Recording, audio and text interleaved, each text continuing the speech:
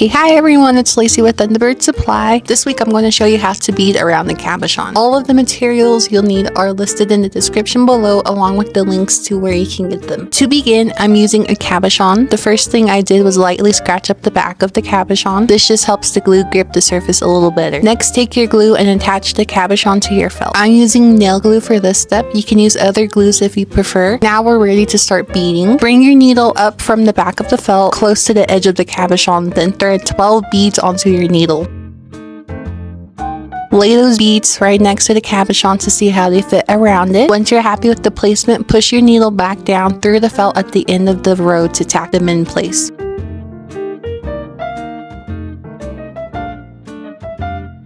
At this point, you'll notice that the beads aren't sitting securely yet. To fix that, we're going to tack down every 3 beads. Bring your needle up between the felt and the 3rd bead. Then pass the needle down through the felt again. This helps the bead sit neatly against the cabochon. Continue doing this, tacking down every 3 beads until you reach the end of the row.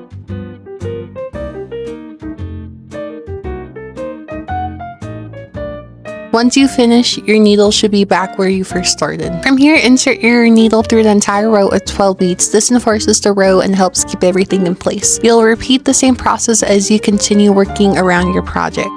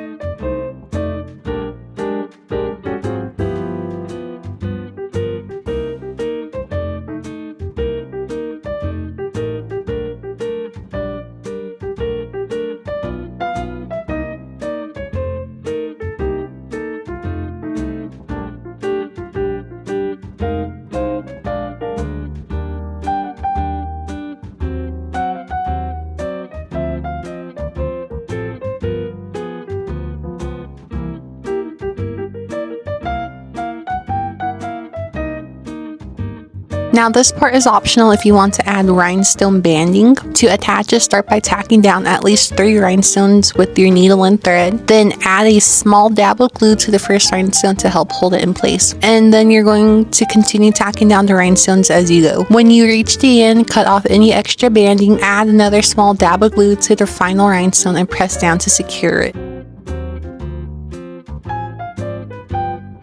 When you're done, your project should look something like this. Next, carefully cut out your piece. Don't cut right up against the beads. Leave a small amount of space so you don't accidentally cut your thread. Now we're going to add some structure to the piece using chipboard. Place your project on the chipboard and trace it. When you cut it out, don't cut directly on the line. Instead, cut about 1 millimeter inside the line so the chipboard is slightly smaller than your beaded piece. Before gluing it down, hold the chipboard up to your project and make sure that there's about a 1 millimeter space between the chipboard and the edge of your beadwork. Once you're done, glue the chipboard onto the back of your project.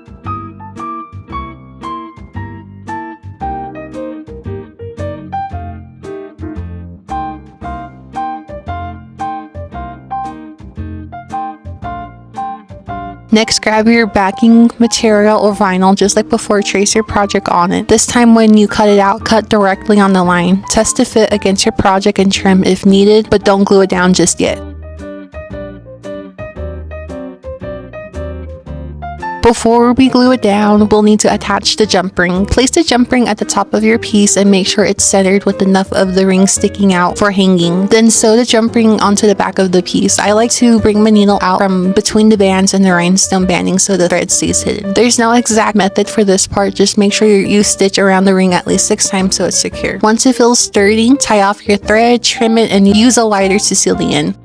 Now you can glue your backing, apply the glue onto the chipboard and press the backing material onto it. Finally, we'll finish the piece with an edge stitch. Start by sliding your needle between the backing and the felt so the thread comes out at the front of your piece, right between the beads or rhinestone banding. Thread 5 beads onto your needle. The number of beads may vary depending on the bead size you're using. Mine's are a size 10. Wrap the beads around the edge of the project, then push your needle through the felt and backing so it comes out again along the edge of the piece. Hold the thread tight so the beads sit neatly along the edge. I'll show that again. Continue repeating this stitch all the way around the project until the entire edge is finished. And then once you're done, put your ear wire on and you're all done.